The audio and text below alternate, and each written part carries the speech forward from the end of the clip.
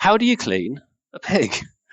By which I mean one of these is a specialist device used by companies that process liquids or transfer liquids through pipelines to recover products that would otherwise go to waste. And this saves them tens, sometimes hundreds of thousands of pounds, dollars, euros every year in waste prevention. So just like every other component in your system, whether it be the pipelines, your valves, etc., the pig will need cleaning because it's been in contact with product.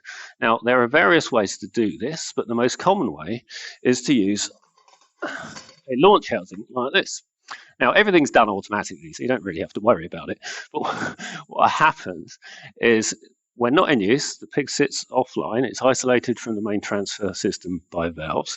Your flush water or CIP fluid enters the launch housing, lifts the pig up slightly. It's a turbulent flow, so the pig wobbles around a bit and gets a very thorough clean.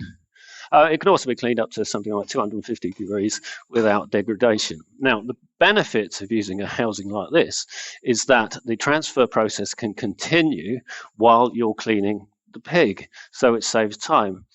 You could also technically remove the pig because you can isolate it for inspection, for example, or to change it for maintenance.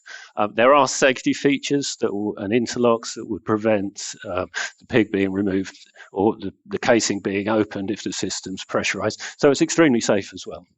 So very briefly, there are other ways for doing it, but very briefly, that is how we clean a pig.